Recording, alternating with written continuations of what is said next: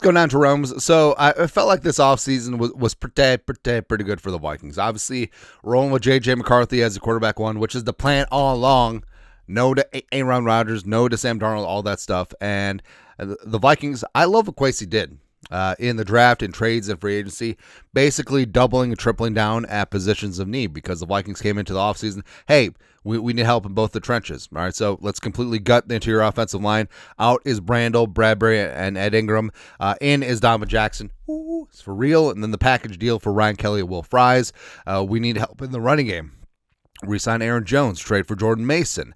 And then D-line, Allen Hargrave, pass rush dynamos there. And the Vikings could easily afford their contracts. And then cornerback, hey, resign Murph, bring in Isaiah Rodgers, bring in Jeff Okudah. Everything is copacetic and good to go. All right, but of course, ESPN, the worldwide leader of viewers, readers, and subscribers, they're just like, no, actually, their offseason was bad. Yeah. So Seth Walder, 2025 NFL offseason grades. Right now, you remember the name Seth Walder because he was the one who predicted the Vikings would go 4-13 last year and have the number one overall pick, even though the Vikings ended up 14-3. Oh, what happened? But Seth Walder does not like the Vikings offseason. We grade them a C+, ninth worst in the National Football League. So biggest move, sticking with J.J. McCarthy move he liked, sticking with J.J. McCarthy, and he disliked signing defense tackle Jonathan. Oh, so that tanks it. So that tanks the Vikings draft offseason grade because, they signed Jonathan Allen, a veteran who has good leadership and didn't count against the comp picks and a contract they could afford. We don't like it. Whatever. What to do at quarterback was the biggest, most important decision the Vikings had to make. There were essentially three options. Retain Sam Darnold? No, but they could have. Sign Aaron Rodgers? Absolutely not. No. Or start McCarthy, their 2024 first-round pick, which is obviously the plan all along, right? And then it goes into Darnold was bad and blah, blah, blah. The Vikings are also projected to gain a third and fourth round comp pick for losing Darnold in the fourth and Daniel Jones per over the cap. Draft additions that are not trivial. But while I approve of the team's biggest choice this offseason, he approves. Oh, Lowdy, he approves. Now, we get comments sometimes like, why do you care about what the national media Jerome haircut says? It's like, hey, we need to get this on wax. We're going to need more wax. We need to get this on the record. We need to enter this into the record that, hey, it's a tradition unlike any other. Hello, friends. The media hates on the Vikings every offseason, every move they make, every trade, every pick they take, every single day, every trade they make, they'll be hating on us. And I'm sick. Well, it's sort of, it is what it is, right? You're constantly persecuted every single offseason, but we need to hold them accountable. So when the Vikings go 13-4 and want some more, win the division, get the 1 seed, win the Super Bowl, that, hey, we could run this back. It's exactly like why we have this for posterity. It's very important. Then Will Fries, blah, blah, blah. Will Fries is a promising guard by handing him a 5-year deal that averages $17.5, $44 million guaranteed. Seems incredibly rich for a player who recorded an average-ish pass block win rates in each of the last two seasons. Well, let's completely discount that he had a breakout season last year before he broke his leg. He had 2 breaks.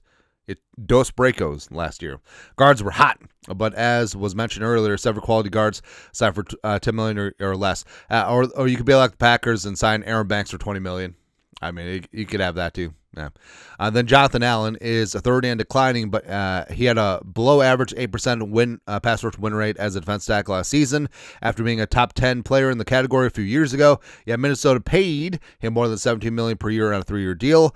That is pricier than the deal the Commanders cut Allen on. Makes me think the Vikings should have traded a conditional 7th round pick to Washington and take Allen's old contract. What 7th round pick? We have no picks to trade.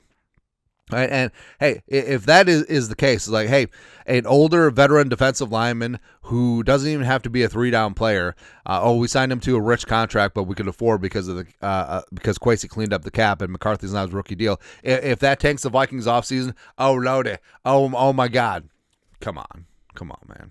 Yeah. He continued.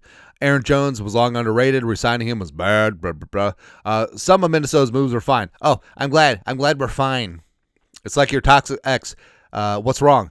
It's fine. Everything is fine. It's fine. whatever. The Vikings re-signed cornerback Byron Murphy Jr. at 3 years, $18 million per year, and trade essentially a fifth-round pick for running back Jordan Mason. It was 6, who recorded 1.4 yards over expectation per carry for the 49ers last season. Both moves seemed reasonable. Oh, I'm glad that we could be reasonable to you, Seth Walder, who predicted the Vikings would finish 4-13 last year. No big deal. I wasn't a fan of the draft, though. No team need to trade down more. Mensah that we entered the draft with 4 picks, left with 5. Given Minnesota's dearth of picks, yet they picked guard Donovan Jackson. Ooh, it's for real in round 1, even though they had a good deal available from the Giants and a great one from the Falcons. So this is what bothers me. There's never been conclusive proof that the Vikings had the Giants offer or the Falcons offer with the Rams on the table. All right, so there's speculation as always, but now the fact that he words it like this, yet they picked blah blah blah when the Giants had the great offers on the table. Since he says this definitively as a factual statement on ESPN, and now does enter the records like, oh, the Vikings had these offers. No, they didn't. It can't be proven. It cannot. A lack of evidence means that it's a no. So that's what I'm saying, right? So who's to say the Vikings ever had these offers on the table? Quasey didn't think so, but whatever. But Donovan Jackson, I'm definitely rolling with Donovan Jackson, who has a chance to be the Vikings left guard for the next 10 years, Pro Bowl adjacent type player versus trying to roll with a day 2 interior offensive lineman. That's what we're doing here. That was a major squandered opportunity. Who says they had the opportunity?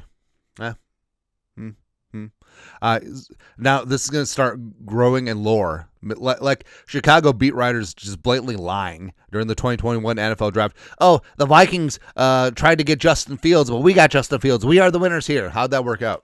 Oh, yeah, because the Chicago completely ruins quarterbacks every time. But now, since they say it over, if you repeat a lie enough, then it becomes the truth. Hey, the Vikings tried to trade for Fields. The Vikings tried to trade for Fields. The Vikings, if they wanted to trade for Fields, they could have traded for Fields because they had the draft ammo. Spielman just didn't do it. All right, but all of this stuff, like, oh, yeah, they turned down the Falcons' offer of 2-1s to the Rams. That's what the Vikings did for Donovan Jackson. It's not true.